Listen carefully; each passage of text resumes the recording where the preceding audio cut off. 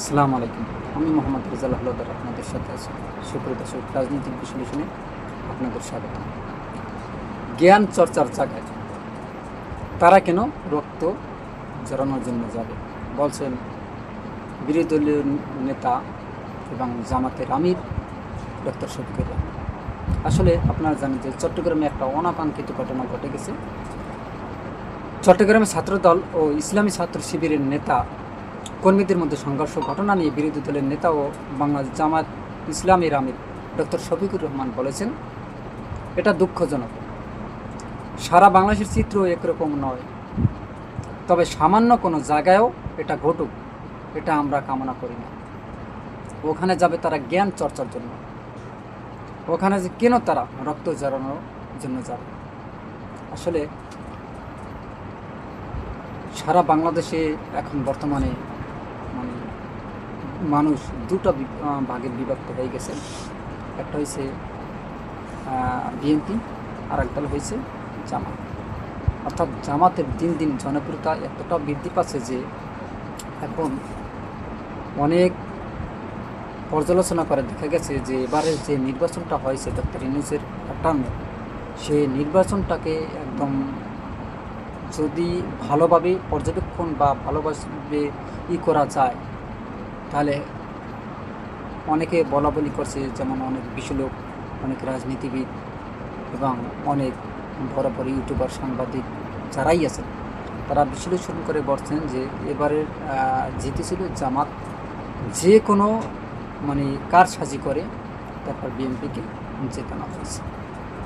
আসলে এটা আমার কথা না, এটা সাংবাদিক ইলিয়াস আলীর কথা। তারপর সাংবাদিক আপনারা জানেন যে পিনাকি ভট্টাচার্য আছেন, তারা এসব আলোচনা করেছে এবং বলা বলি করেছে। এবং আপনারা জানেন যে বনি আমিন আছেন, তারা। যাই হোক, আসলে অনেক জায়গায় এই নির্বাচন নিয়ে কারচুপি হয়েছে, এটা কিন্তু 100% বাস্তব কথা। কারণ কিছু কিছু জায়গায় ভোটের ব্যবধান মাত্র 2000, 3000 এরকমের, যাই হোক 5000।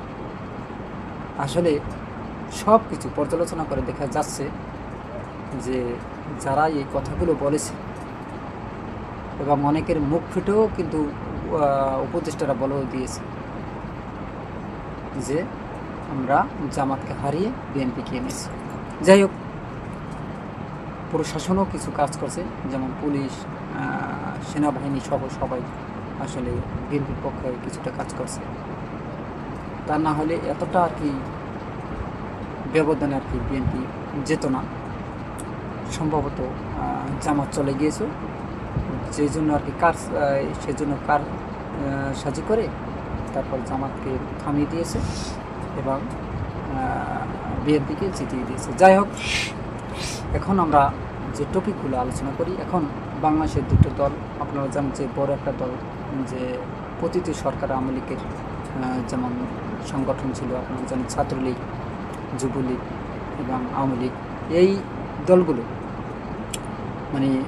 বাংলাদেশ থেকে নিষিদ্ধ, তাদের কার্যক্রম সম্পূর্ণ নিষিদ্ধ করার কারণে এখন মানুষ দুটো ভাগে বিভক্ত হয়েছে, জামাত, বিএনপি। এর ভিতরে আবার ছাত্রদের শাখা হয়েছে ছাত্রদল ও ছাত্র শিবির। যাই হোক, এখন বর্তমানে তারা রেসিংয়ে আছে এবং অনেক জায়গায় এই ছাত্রদল ও ছাত্র শিবিরের ভিতরে একদম সংঘর্ষ বাজে, রক্তক্ষয়ী সংঘর্ষ হয়। সেরকমের একটা অনাকাঙ্ক্ষিত ঘটনা ঘটে গেছে আপনার চট্টগ্রামে। এবং চট্টগ্রাম সরকারি সিটি কলেজের দুই পক্ষের সংঘর্ষের ঘটনা প্রসঙ্গে জামাত ইসলামী আমির শফিকুর রহমান বলেন, এই রক্ত যারাই ঝরুক, সে তো আমারই সন্তান। আমি দেখতে চাই না যে ও কোন দলের, যারই রক্ত ঝরবে এটা দুঃখজনক। বাবা মা কাউকে রক্ত ঝরানোর জন্য ওখানে পাঠায়নি, মানুষ হওয়ার জন্য পাঠিয়েছে। তো সেই মানুষ হওয়ার আঙ্গিনায় অমানুষের কাজ কেউ করুক, এটা আমরা নিন্দা জানাই। আমরা এটা চাই না। এই ব্যাপারে আমরা ভোকাল বা সোচ্চার থাকব। এই ব্যাপারে আমাদের যা করার আমরা তা করব। এসএসসি ও সমমানের পরীক্ষা বিষয়ে জামাতের আমির বলেন, শান্তিপূর্ণ পরিবেশে পরীক্ষা অনুষ্ঠিত হচ্ছে পরীক্ষার্থীরা আত্মবিশ্বাসী হয়ে পরীক্ষার হলে গিয়েছে, তারা যাতে কাঙ্ক্ষিত ফল লাভ করতে পারে তিনি সেই দোয়া করেন। বিরোধী দলের নেতার যত বিকাশ ঘটবে, জাতি তত এগিয়ে যাবে। ভবিষ্যতে সরকারকে দেশ পরিচালনার রাজনীতিকে নয়, নেতাকে প্রাধান্য দেওয়ার কথা বলেন তিনি। এর আগে পরিদর্শনের সময় জামাতের আমির পরীক্ষার্থীদের সুবিধা অসুবিধা খোঁজখবর নেন এবং তাদের সুস্থতা ও ভালোভাবে পরীক্ষা দিয়ে সফলতার জন্য দোয়া করেন। এ সময় তিনি কেন্দ্র সচিবকে পরীক্ষার সুষ্ঠু পরিবেশ নিশ্চিত করার বিষয়ে পরামর্শ দেন এবং পরীক্ষাকালে নিরবিচ্ছিন্ন বিদ্যুৎ সরবরাহ নিশ্চিত করার জন্য সংশ্লিষ্ট কর্তৃপক্ষের প্রতি আহ্বান জানান। পরীক্ষা কেন্দ্রে পরিদর্শনের সময় বিরোধী দলের নেতার সঙ্গে উপস্থিত ছিলেন ঢাকা মহানগর উত্তর জামায়াতের আমির মোহাম্মদ সেলিম উদ্দিন সহ স্থানীয় নেতারা। পরে বিরোধী দলীয় নেতার পক্ষ থেকে পরীক্ষা কেন্দ্রের বাইরে থাকা অভিভাবক এবং তৃষ্ণার্থদের জন্য সুপেয় পানির ব্যবস্থা করা হয়। দেখেন, আমরা এই যে স্কুল কলেজ বা ভার্সিটি আমরা যাই বলি, প্রত্যেকটা প্রতিষ্ঠান কিন্তু একদম বলতে গেলে একটা পবিত্র অঙ্গন। এখানে মানুষ কেন যায় জানেন? এখানে মানুষ যায় জ্ঞান অর্জনের জন্য, এখানে মানুষ যায় আসলে মানুষ হওয়ার জন্য। যে বলতে পারেন তাহলে কি আসলে আমরা কি মানুষ না? তাই সবাই মানুষ। কিন্তু কথায় একটা আছে, যেমন একটা অশিক্ষিত বন্ধুর চেয়ে একটা শিক্ষিত শত্রু অনেক ভালো। এটা কেন বলা হয়েছে? এটা বলা হয়েছে যে বিভিন্ন দিক বিবেচনা করে এবং অনেক কিছু চিন্তা ভাবনা করে তারপর এই কথাটি বলেছে অনেক যারা বড় বড় মনীষী আছেন তারা। আসলে প্রত্যেকটা শিক্ষা কেন্দ্রে সন্ত্রাসী কেন হবে, রক্তক্ষয়ীর মতো কেন সংঘর্ষ হবে? কারণ কি? ওখানে তো আসলে টাকা পয়সার কোনো লেনদেন নেই, ওখানে আসলে এমন তো আধিপত্য করার দরকার নেই। ওখানে মানুষ যাবে, ছাত্রছাত্রী যে দলেরই হোক, সে লেখাপড়ার জন্য যাবে এবং তার জ্ঞান অর্জনের জন্য যাবে। অন্য কোনো বিষয় আমি দেখতে চাই না বা মনেও করি না। তবে ডক্টর শফিকুর রহমান যে কথাটা বলছেন আসলে ভালো লাগছে, কারণ জ্ঞান চর্চার জায়গায় তারা কেন রক্ত ঝরানোর জন্য যাবে তিনি বলছেন। ছাত্র দল ছাত্র শিবিরের সংঘর্ষ নিয়ে জামায়াতের আমির ডক্টর শফিকুর রহমান এই কথাটা বলেছেন। আসলে দেখেন যে আমাদের দেশের যে প্রত্যেকটা এই যে শিক্ষা প্রতিষ্ঠানে আসলে রাজনীতির এই ব্যাপারটা আসলে অনেকে ভালো মনে করে, খারাপ মনে করে।